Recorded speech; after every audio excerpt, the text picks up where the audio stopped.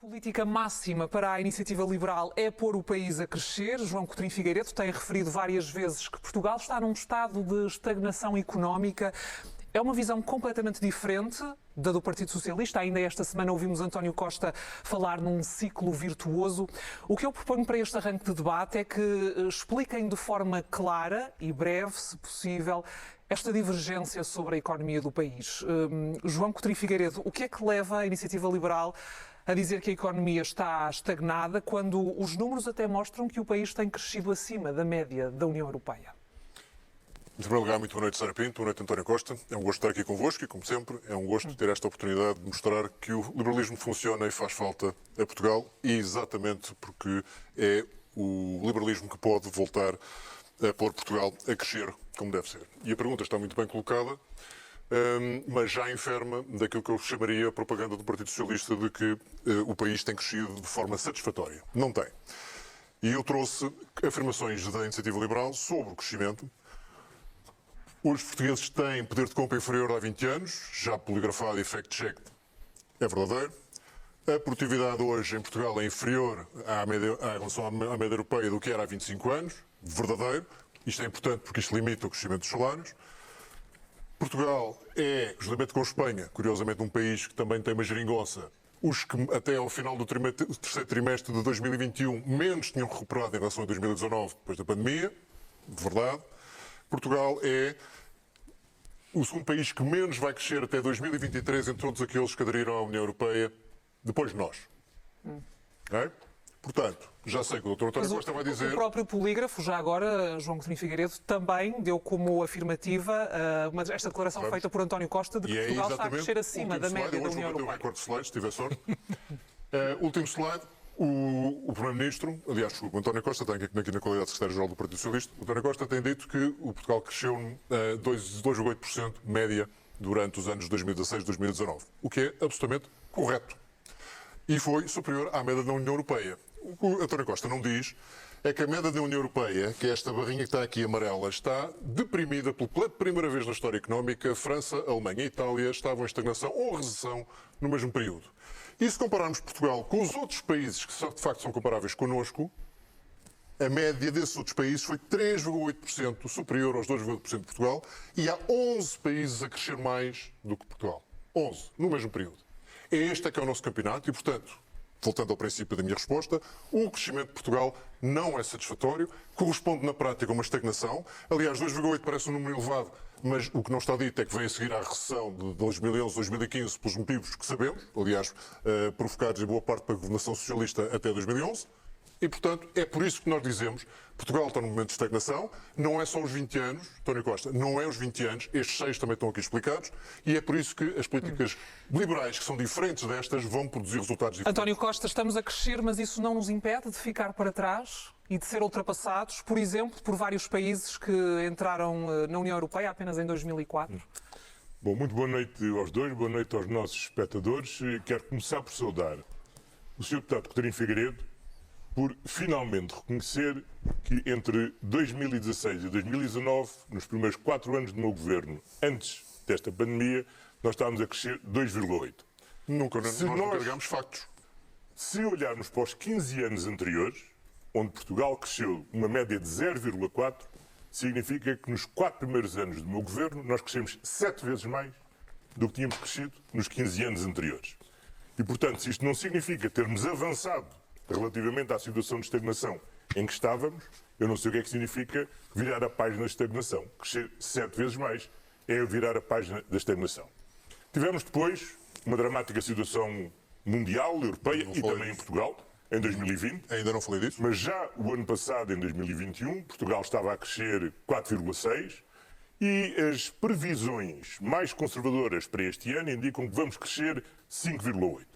Eu chamo a atenção que Portugal não se limitou a crescer. Cresceu bem, porque nós fomos o 5º país da União Europeia que mais cresceu naqueles 4 anos. Nós fomos dos 9 países da União Europeia que mais cresceram as exportações durante daqueles anos, e temos estado a crescer de uma forma virtuosa. Porquê? Assentos no investimento privado e no aumento das exportações. O ano passado, em 2021, nós fixámos um novo recorde histórico de investimento contratado pela AICEP. E é por isso que neste momento já estamos, felizmente, com uma taxa de desemprego inferior àquela que tínhamos no início da crise. Se me perguntam, a nossa ambição deve-se dar por satisfeita? Claro que não.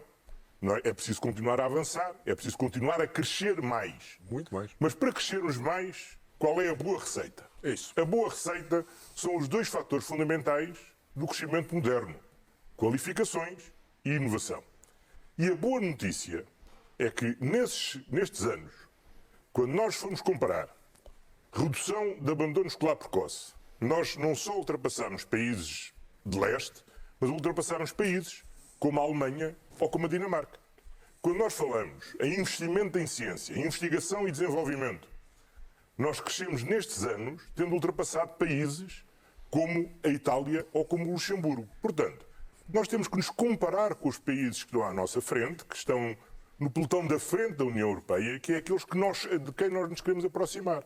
E para nós nos aproximarmos de uma forma saudável, temos que investir nas qualificações das pessoas, da sociedade, das organizações, da gestão, dos recursos humanos e inovação, inovação, inovação. É a chave para o nosso futuro. O António Costa diz que está insatisfeito com o crescimento atual, tem que se fazer mais. Este é o problema, os outros crescem mais que nós, e diz depois que é preciso apostar nas qualificações e na inovação. Isso. Mas das qualificações temos apostado e temos a famosa geração mais qualificada de sempre a emigrar constantemente às dezenas de milhares por ano. Tendo depois uma data de setores, falta de mão de obra qualificada. Já não é só falta de mão de obra menos qualificada. Também da qualificada começa a haver falta. Portanto, qualificações, estamos a criá-las, não estamos a aproveitá-las. Porquê? Porque em relação à inovação no tecido empresarial, far-me a justiça de achar que a minha experiência profissional nas empresas vale para alguma coisa. A inovação não se compensa com o sistema que existe em Portugal, nem com o sistema fiscal, nem com o sistema de justiça. Então vamos olhar para alguns aspectos. Porque só dizer isto, Sara, que é importante para as pessoas olhar para alguns perceberem. A aspectos, inovação nomeadamente para a necessita de fiscalidade. enorme velocidade de adaptação, de tentativa e erro, uma cidade muito mais dinâmica, com muito mais jovens a trabalhar. 100% agora. Então vamos criá-la. Vamos não falar é o que de o PS tem política feito fiscal. em 19 dos últimos 25 anos, tem estado no poder. Não tem feito. Qual dos dois? Porque Não, em matéria fiscal, de facto, está uma vez mais aqui em polos opostos. O PS propõe criar mais escalões de IRS, a Iniciativa Liberal quer uma taxa única de 15% para todos. António Costa, seria ou não uma forma mais eficiente de aumentar os rendimentos, reduzindo as taxas de IRS, em vez de fazer apenas esse ajuste que propõe? Vamos ver, em primeiro lugar, nós no orçamento para 2022, que iremos aprovar a seguir às eleições, nós baixamos de imediato o IRS para todas as famílias até 80 mil euros de rendimento anual. Segundo lugar, para todas as famílias com filhos.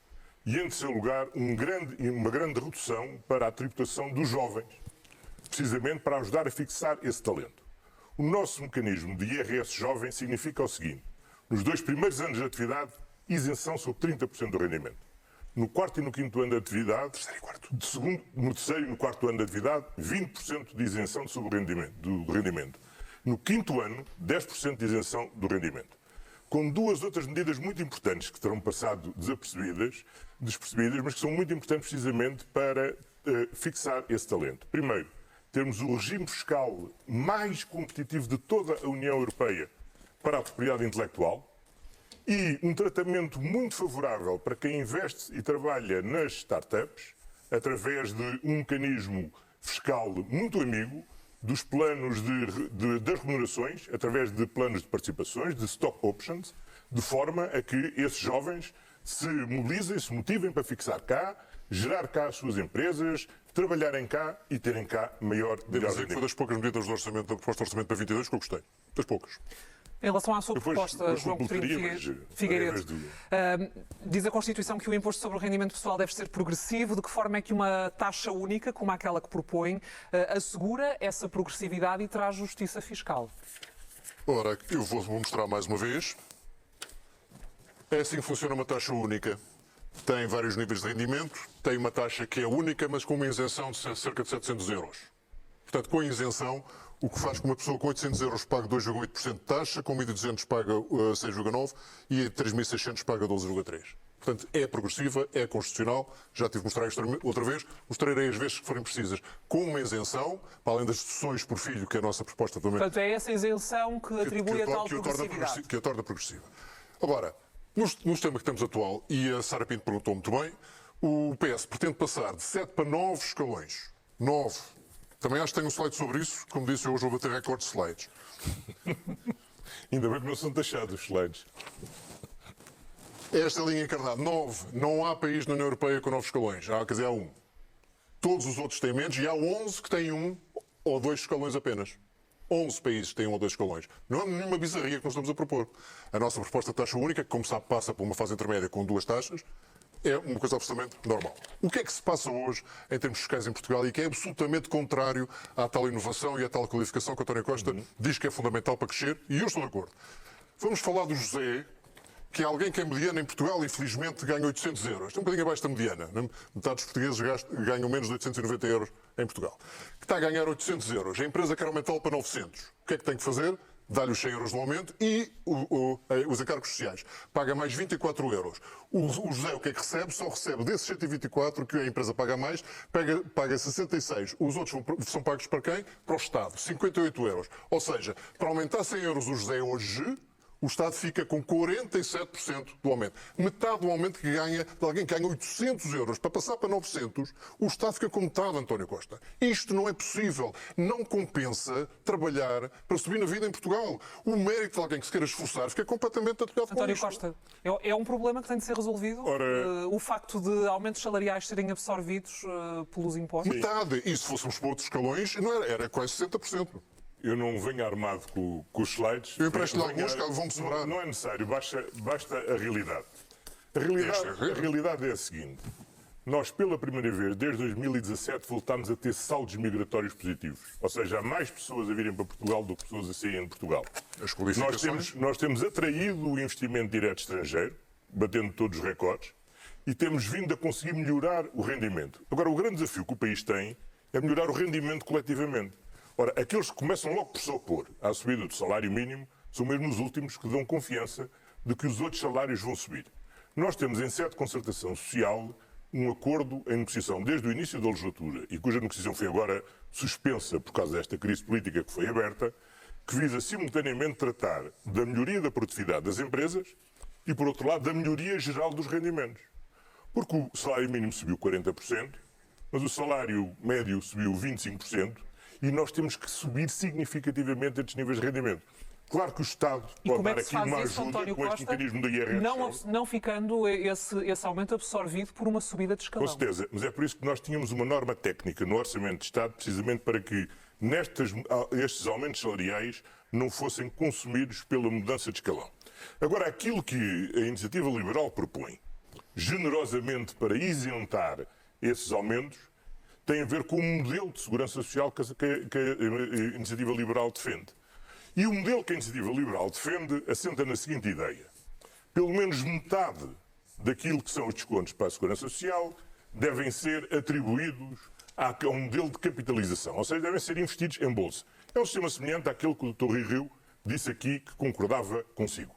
Mas a Iniciativa Liberal é mais rigorosa que o PSD, porque tem um programa de 600 páginas, também lhe devo dizer, permita-me uma parte, para quem quer Estado de mínimo, 600 páginas de programa do Governo, um recorde absoluto. Mas nesse programa do Governo, a Iniciativa Liberal vem esclarecer como é que isto funciona. Em primeiro lugar, isenção para as empresas da TSU, ou seja, as empresas deixam de contribuir, desculpe lá, está aqui. Isenção TSU, está aqui no gastam na mesma, entregam ao trabalhador. Entregam a TSU ao trabalhador. Mas deixa de contribuir para a segurança social. Isso é outra coisa. Não é deixar de pagar. É deixar de contribuir para a segurança social, passam a pagar o trabalhador. Deixa agora. Para ficar claro. Um de cada vez. As pessoas podiam ficar com a ideia que as empresas iam poupar. Um de cada vez, lá em casa ninguém nos percebe. O que diz é isenção da TSU para os empregadores, TSU obrigatória para os trabalhadores, obrigatoriedade dos trabalhadores, parte da sua poupança, ser para o sistema de capitalização e terem um teto máximo garantido pelo Estado. O resto depende do resultado da Bolsa. Ora, este sistema é o sistema que deixa completamente desprotegidas as poupanças de quem está a contribuir hoje, mas também de quem está a receber a sua pensão. Vou dar a oportunidade ao João Coutinho Figueiredo de explicar o que propõe para o sistema de Mais segurança uma social. vez, não estamos a inventar a roda e estamos a propor políticas testadas, porque o liberalismo de facto funciona e faz falta já agora. Ou seja, existe um sistema parecido no Reino Unido, existe na Dinamarca, existe na Suécia, existe em vários outros países europeus, funciona. E vou dar uma novidade, António Costa. Já hoje, o Fundo de Estabilização Financeira da Segurança Social tem cerca de 20% da sua carteira, 23 mil milhões de euros, 20% dessa carteira investida na Bolsa. Investida em empresas tão interessantes como Louis Vuitton. Olha como a EasyJet, devem acreditar que vai conseguir ficar com os chocolates da TAP. Shell, Coca-Cola, 200 empresas, a maior parte delas estrangeiras, fazem parte da carteira do Fundo de Estabilização Financeira da Segurança Social, sabia? Portanto, a Segurança Social também está a pôr em risco as poupanças dos portugueses. É isso? Não, então, mas ou investir na Bolsa é arriscado ou não é. E o problema é este. Hoje o sistema de Segurança Social, hoje o António Costa não trouxe o relatório do Orçamento de Estado para brandir. Mas trouxe o seu programa. Ótimo. E só trouxe uma das 600 páginas. Obrigado pela publicidade. Portugueses podem consultar no nosso site um excelente programa eleitoral. Não trouxe o Orçamento de Estado, o relatório do Orçamento de Estado. Porque se trouxesse, eu dizia, abra, por favor, na página 369, onde diz em cima, o Fundo de Estabilização Financeira vai estar esgotado em 2050. Assumindo determinadas coisas que são tão longe de estar certas. Vai estar esgotado. E até lá vamos ficar parados. Já hoje há uma série de portugueses a ganhar abaixo do salário médio, a descontar para pagar pensões e reformas bem acima do salário médio. Que lógica é que isto faz? Nenhuma. Os descontos para a Segurança Social são autênticos impostos, ao contrário do que o António Costa de dizer. O António Costa gosta de dizer que não fazem parte da carga fiscal porque não são impostos. São, porque as pessoas são obrigadas a descontar e o dinheiro não é seu. Não podem ir lá buscá-lo em qualquer altura. Não têm a certeza, quando lá chegar a 2050, que ficam com a pensão. Não têm.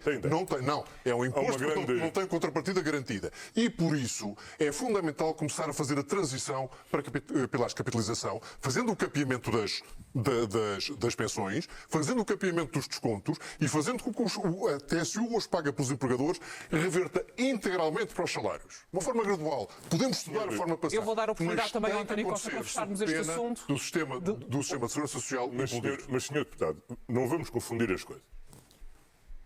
Hoje em dia, as empresas e os trabalhadores descontam para a Segurança Social, o Estado garante a obrigatoriedade do pagamento e, aliás, quando nos governos PSD e CDS foram cortadas as pensões, o Tribunal Constitucional veio dizer que eram inconstitucionais e, felizmente, o meu governo devolveu às pessoas, eliminou o corte das pensões.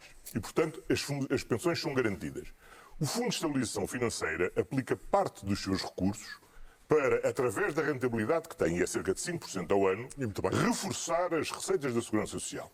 O Fundo de Estabilização Financeira ficaria esgotado em 2050 se daqui até 2050 não continuássemos a contribuir.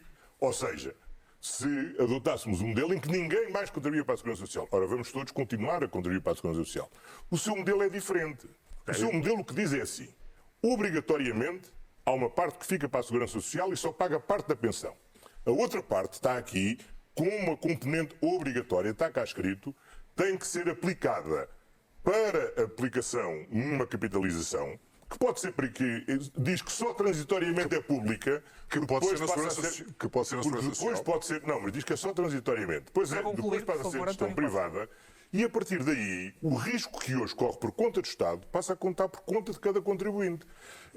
Pode acontecer a cada contribuinte o que aconteceu a milhões de americanos, quando em 2008 houve a crise financeira e perderam toda a sua poupança. O nosso sistema não é americano. Este sistema não é americano. Que a Iniciativa Liberal propõe, e que o Dr. Rui Rio aqui amigavelmente também disse, que ele, sem tantos exageros, também aceitava, a verdade é que é um sistema que mina a segurança e a sustentabilidade da nossa sociedade. Eu vou trazer outro tema para o nosso debate, ainda em questões relacionadas também com o mercado laboral. Queria trazer para a discussão uma proposta que consta do programa do PS de abrir a porta à semana de 4 dias de trabalho. Coutinho Figueiredo acha possível e conciliável com a necessidade do país de aumentar a produtividade? O número de horas trabalhadas por semana tem pouco a ver com a produtividade, porque a produtividade é uma medida de produto, produção, valor por unidade horária. Portanto, o que pode acontecer é termos menos produto no final e produzir a mesma coisa por hora. Portanto, não é um tema de produtividade, é um tema mais sério e por isso a proposta é, permita-me que diga, António Costa, ainda mais irrealista. Eu tenho, por motivo das minhas funções, andado muito pelo país, andado com muita gente e fiquei impressionado, não estava à espera, de ver tantas empresários, associações empresariais e mesmo autoridades locais a queixarem-se de não conseguirem mão de obra suficiente para as mais variadas atividades. No passado, isto centrava-se muito na construção civil, por vezes no turismo, na agricultura. Hoje espalhou-se imensas atividades. Há falta de mão de obra em Portugal, menos qualificada, qualificada e muito qualificada. Há falta de mão de obra. Num cenário destes, dizer às pessoas que trabalhem só 30 horas é arranjar problemas. E, portanto, a Iniciativa Liberal, que não é a favor de nenhuma relação laboral que imponha métodos ou horários de trabalho às empresas que possam não ser adequadas à sua atividade, não vê como é que isso poderia trazer grande vantagem à economia. Deixa as pessoas decidirem, as empresas decidirem como é que querem operar. Sim. Portanto, é isso que interessa, não impor nem um horário máximo, nem um horário mínimo. Deixa-as António Costa, sobre esta proposta... O que está formulado no programa do Governo é a necessidade de abrir um debate e uma reflexão sobre uma questão que hoje é muito premente. Porque a pandemia mudou muito na vida das pessoas. E uma das coisas mais importantes que mudou foi a percepção que cada um tem do tempo. E as pessoas terem percebido, e em particular as novas gerações terem percebido, que para além do tempo do trabalho, há um tempo para si e para a família, um tempo para desenvolverem a sua criatividade, que é importante preservar. E eu não estou a falar de tempo de trabalho. Porque aquilo que está em cima da mesa e que queremos discutir serenamente com os parceiros sociais tem a ver com a organização do trabalho. Não estamos a falar em 30 horas. Nós podemos trabalhar 4 dias por semana, mais horas em cada dia. Hoje o teletrabalho criou uma nova forma de flexibilidade da organização do trabalho que é muito importante. E as empresas mais dinâmicas, mais modernas, o que é que estão a fazer? Estão precisamente a encontrar com os seus trabalhadores... livremente, sem o Estado interferir. Mas ouça, vamos lá ver. Eu nessa parte, se quiser... É liberal. Sou muito liberal. O meu sonho era nós vivemos num país nórdico onde o diálogo social funcionasse por si e onde o Estado não tivesse que intervir. Infelizmente, nós não vivemos nesse país. E por isso é necessário reforçar a concertação, é necessário reforçar a negociação coletiva, é necessário reforçar o diálogo ao nível da empresa. E temos de ter uma legislação de trabalho que garanta equilíbrio nas partes e a proteção da parte mais frágil, que são os trabalhadores. Portanto, é fundamental garantir que a lei garanta essa proteção dos trabalhadores, mas é saudável desenvolver uma cultura de diálogo social. Vamos falar de regionalização, ainda que ela não conste do programa da Iniciativa Liberal. Fala em descentralização, não em regionalização. António Costa, o PS quer fazer um referendo à regionalização já em 2024. Há receios de que a regionalização aumente a despesa do Estado. Se a regionalização for aprovada, admite estipular na lei, por exemplo, um limite ao endividamento? Bem, isso claramente e não pode aumentar. Por isso é que nós temos feito este percurso. Primeiro, começámos por democratizar a eleição das Comissões de Coordenação e Desenvolvimento Regional. Deixaram de ser nomeadas pelo Governo, passaram a ser eleitas pelos autarcas. Segundo lugar, vamos fazer algo muito importante, racionalizar a administração indireta do Estado. Porque o Estado tem N direções regionais espalhadas pelo país, que devem ser integradas nas Comissões de Coordenação e Desenvolvimento Regional, racionalizando assim a administração. E depois, finalmente, serenamente, em 2023, devemos fazer a avaliação do processo de centralização para os municípios, deste processo de integração da administração regional nas CCDRs e depois, se a avaliação for positiva, devemos chamar os portugueses, como está previsto na Constituição, a pronunciarem sobre essa matéria. Mas com a garantia de que não haverá, então, um endividamento em relação à regionalização? Nem endividamento, nem aumento da despesa, pelo contrário, racionalização da despesa. Coutinho Figueiredo não propõe a regionalização do país, como eu dizia, fala em descentralização, com essa ressalva de que não terá, que só avança e só resulta se não houver maior despesa pública. Por que a descentralização e não regionalização? Não, com toda a transparência, digo, na convenção que tivemos nacional da Iniciativa Liberal em dezembro, no início de dezembro, foi um tema bastante debatido e saiu uma das moções aprovadas, foi no sentido de criar um grupo de trabalho para definir uma posição política exata, concreta, sobre, vamos chamar de regionalização, embora aqui a palavra ela própria possa estar um bocadinho gasta. E uma das coisas que eu vou pedir é, entretanto, metermos em campanha eleitoral, mas uma coisa que querei pedir a esse grupo de trabalho como objetivo e missão de ainda durante o corrente ano de 2022 ter conclusões, é não colocar o carro à frente dos bois. Não percebo porque é que o calendário já está definido, sem isto está claro o que é que se tem que fazer durante esse tempo, e o Sr. Presidente da República também corroborou essa, não sei porquê. Não colocar a questão aos portugueses em referente como é constitucionalmente exigido, sem de 3 coisas estarem claríssimas. Que decisões é que passam para as regiões? Se há, de facto, decisões políticas, porque são regiões administrativas e não são regiões político-administrativas, como é o caso das regiões autónomas. Tratando-se de regiões administrativas, tem que ser mais cuidado e mais precisão sobre que poderes passam, nomeadamente poderes de ter poderes sobre a sua própria receita. Segundo, toda a parte financeira das regiões, os seus orçamentos, se o orçamento de uma região corresponde ao desorçamento do Estado Central e se há um plano para a extinção das unidades regionais do Estado Central, claríssimo. E terceiro, o mapa. Recusamos que o mapa seja colocado como um facto consumado. Porque a argumentação para que o mapa seja as CCDRs de hoje já existe, é mais prática, é mais conveniente. A Iniciativa Liberal não aceita que uma decisão desta gravidade, provavelmente irreversível, seja baseada em argumentos de conveniência. Desculpa, António Costa, não aceito. A discussão dos mapas é muito mais séria do que tem sido tida até agora e espero que nesse calendário até 2024 caiba um bom bocado de discussão pública aberta e democrática e participada sobre o desenho das regiões e que não seja só uma questão de conveniência, que isso seria inaceitável. Nós temos muito pouco tempo para fechar o nosso debate. Eu quero arriscar só lançar aqui um último tema para resposta breve. Coutinho Figueiredo, nos 30 segundos que ainda tem, privatizar TAP, Caixa Geral de Depósitos e RTP, isso é ponto assente no programa da Iniciativa Liberal. Não vemos porque é que o Estado há de estar nessas atividades concorrenciais. E se puder dizer mais uma coisa nestes 10 segundos que faltam eu creio que a posição do António Costa nesta campanha tem sido agora é que vai ser, agora é que vai haver médicos de família para todos, agora é que vai haver os computadores na escola, agora é que os impostos vão baixar, agora é que as pessoas vão deixar de emigrar. Eu hoje fiz uma pesquisa de manhã. Mais um slide. Perguntei, isto é mais giro, perguntei, António Costa promete, saiu isto. Sim. Portanto, António Costa, para fecharmos sobre a questão das privatizações propostas pela Iniciativa Liberal, ontem disse que da TAP é apenas para alienar 50%, Caixa Geral de Depósitos e RTP, em alguma circunstância, poderia equacionar uma privatização das duas empresas? Não vejo, mas o mais interessante do programa da Iniciativa Liberal é mesmo a aventura fiscal que a Iniciativa Liberal nos propõe. Eu gostava de chamar a atenção do seguinte: nós, ao longo, desde 2016 até agora, já reduzimos em 1 ponto percentual o peso dos impostos até 2020. 2021 não. Até 2021 posso não. continuar? Vai até 2021. Tem de terminar. Não, tenho que terminar, mas... Ora bem, nós já diminuímos 1 ponto percentual o peso dos impostos no PIB. Subiu em Isso significa, em concreto, o seguinte: desde que iniciámos funções até agora, as famílias só em IRS já recuperaram 6.777 milhões de euros.